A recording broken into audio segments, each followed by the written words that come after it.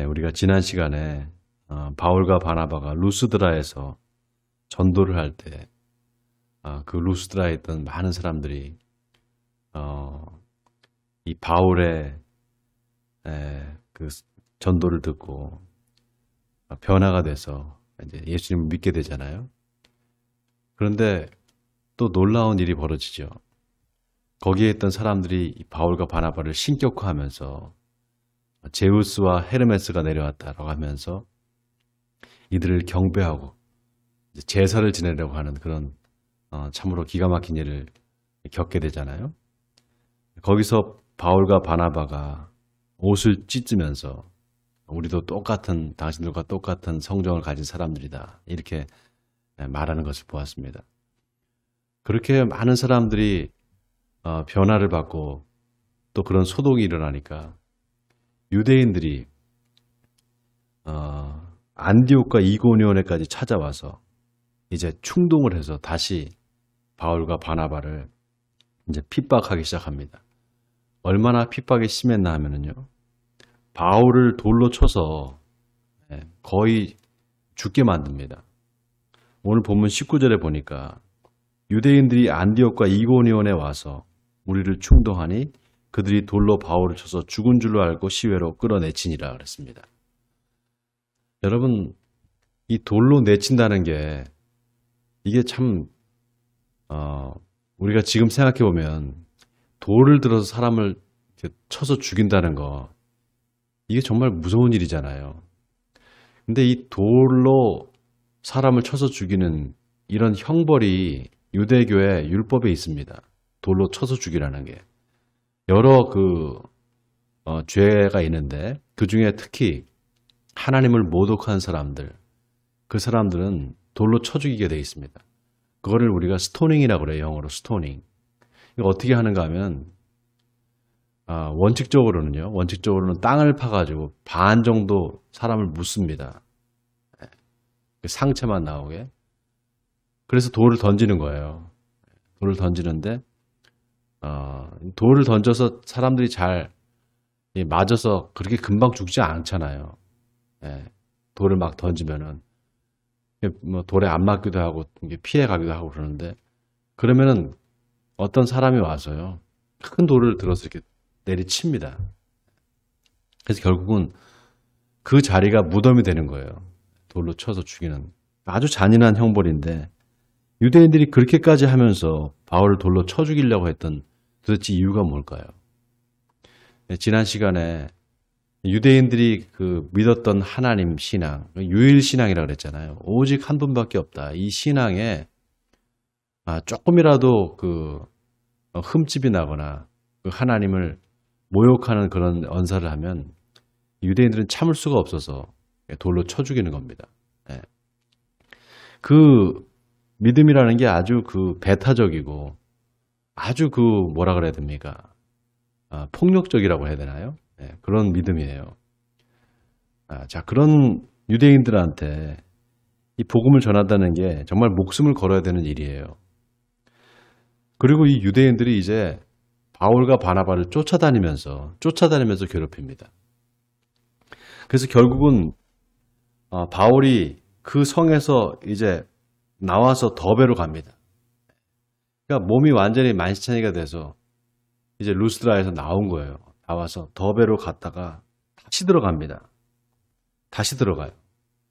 다시 들어가는데 여러분 이 바울과 바나바의 전도 여행을 보면은요. 방식이 있어요. 전도를 해서 교회를 세우잖아요. 그럼 잠시 물러났다가 다시 갑니다.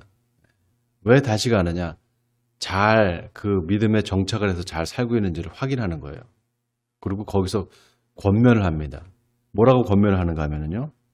22절을 보세요. 제자들의 마음을 굳게 하여 이 믿음에 머물러 있으라 권하고 또 우리가 하나님의 나라에 들어가려면 많은 환난을 겪어야 할 것이라 하고 이렇게 그쪽 가서 성도들을 권면을 하는 거예요. 잘 믿음에 이렇게 머물러 있으라고. 왜냐? 믿음을 지키기가 어려운 겁니다.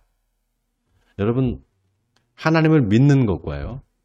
그 믿음을 지키는 것 어떤 게 더 어려울까요? 하나님을 믿는 것보다 그 믿음을 지키는 게 더 어렵습니다. 여러분 한번 생각해 보세요. 우리나라가 이 지금 기독교의 역사가 그렇게 오래되지는 않았지만 약 100년이 넘었거든요. 한 140년 정도 됐습니다. 개신교가 들어온 역사가. 한때 우리나라가 얼마만큼 이 기독교인이 많았는가 하면 약 한 1,000만이 넘어가고 4천만 인구 중에 1,000만이 넘어가는 정도로 기독교인이 많다 그랬습니다. 근데 지금 어떻게 됐습니까? 많이 줄었잖아요. 지금 600만 정도 안 된다 그래요. 개신교인이. 400만은 어디 갔냐는 거죠. 그 사람들이 예수를 믿었는데 지금 뭐 하냐는 거죠. 믿음을 지키기가 그렇게 어려운 겁니다. 믿음이라는 거는 지키기가 참 어려워요. 그래서 믿음을 지키게 해달라고, 내 믿음을 붙잡아 달라고 하나님께 기도해야 됩니다. 사도 바울이 지금 제자들한테 그렇게 말하는 거예요. 믿음에 머물러 있으라고.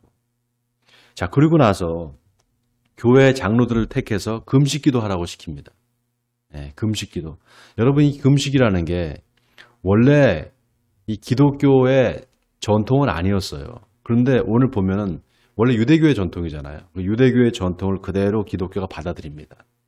그래서 이 금식은 원래 유대교의 전통인데 이거를 기독교가 받아들여서 금식을 하는 거예요. 근데 이 금식이 의미가 바뀌죠. 금식하는 그 원래 본질은 하나님 앞에서 내 삶을 돌아보고 내 삶에서 경건을 다시 회복하는 게 그게 금식이거든요.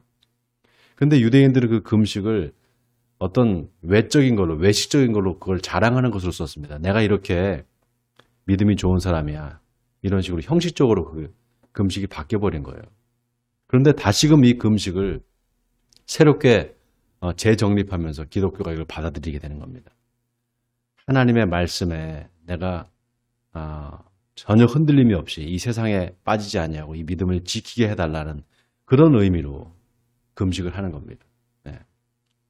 자, 그러고 난 다음에 오늘 24절에 보니까 비시디아 가운데로 지나서 밤빌리아에 이르러 말씀을 버가에 전하고 아달리아로 내려가서 거기서 배 타고 안디옥에 이르니 이곳은 두 사도가 이룬 그 일을 위하여 전에 하나님의 은혜에 부탁하던 곳이라.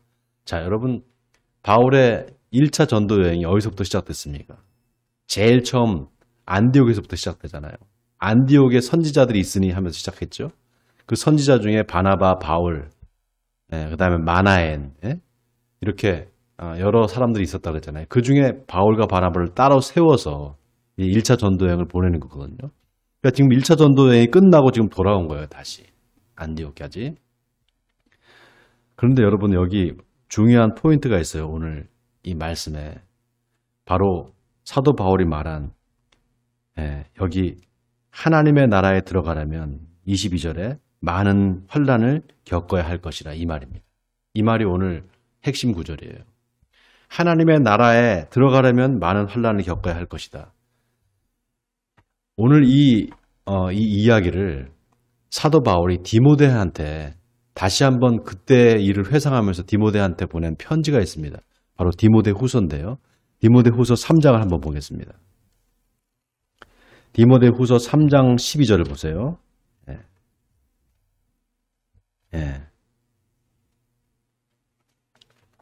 3장 11절부터 볼까요?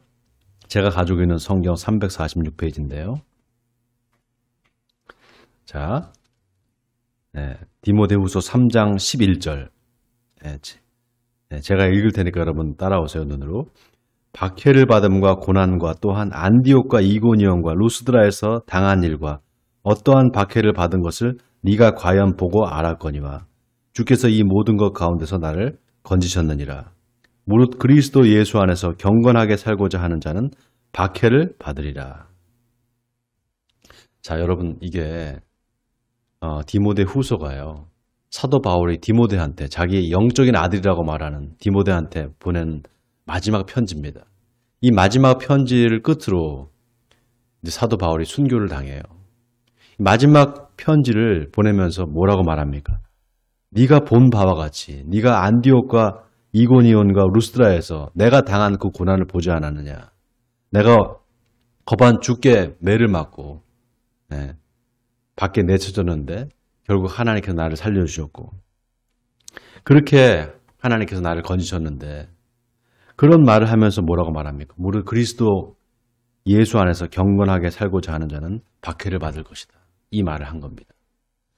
그러니까 이 현장에 바울이 매를 맞고 거반 죽게 되는 그 현장에 누가 있었다는 거예요? 디모데가 있었다는 겁니다. 디모데가 바로 루스드라 출신이에요. 루스드라가 바로 디모데의 고향입니다. 그러니까 이 디모데를 거기서 만난 거죠. 참 이 놀라운 일인데 그 현장에서 디모데가 사도 바울이 이렇게 매를 맞고 다시 살아나고 하면서 그런 모습을 이제 봤다는 거잖아요.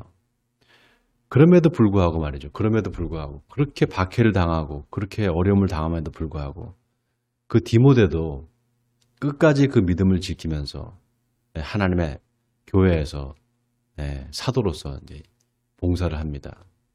여러분, 이 믿음이라는 게 도대체 뭡니까? 믿음이 도대체 뭐길래 이렇게 고난을 받으면서 이렇게 힘든 일을 겪고 거의 목숨을 내놓을까지 하는 이런 고난 속에서도 그걸 지키게 될까요? 여러분, 하나님께서 우리에게 주신 이 믿음이 얼마나 소중한지 모릅니다. 믿음을 갖고 있다는 거 이거 하나만으로도요. 하나님께서 우리를 지키시고 보호하십니다. 여러분 아멘입니까? 지금 이 시대에 박해가 사라진 시대에 믿음을 가지고 산다는 게 참으로 어떤 의미일까? 다시 한번 우리가 생각해 보게 되는데요. 분명히 성경은 말하고 있습니다.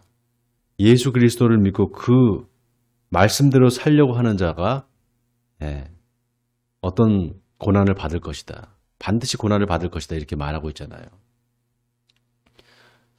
정말 이 시간 한번 생각해 보게 됩니다. 정말 내 삶에 고난이 있는가? 핍박이 있는가? 내 삶에 고난이 있고 핍박이 없다면 내가 지금 말씀대로 경건하게 살고 있지 않는 겁니다. 만약에 내 삶에 핍박이 있다 하면 내가 지금 경건하게 살고 있는 거죠. 여러분 이게 정말 중요해요. 하나님의 선은요.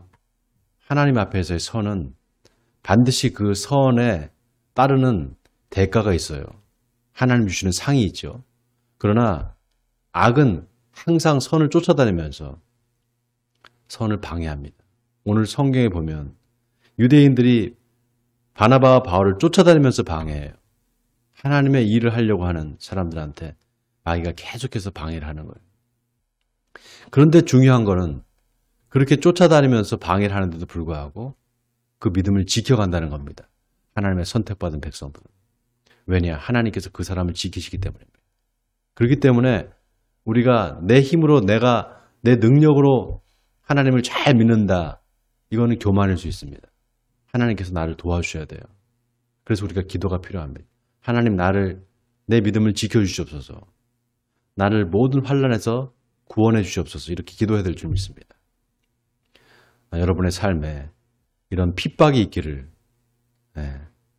여러분이 선을 행하면서 그 선을 행함에 따른 핍박 그리고 예수님을 믿고 그 말씀대로 살려고 경건하게 살려고 할 때 오는 핍박 그 핍박이 있기를 바랍니다. 그래서 오늘 하루의 삶도 주님 기뻐하시는 삶을 사는 저와 여러분이 되시기를 주님의 이름으로 간절히 축원드립니다.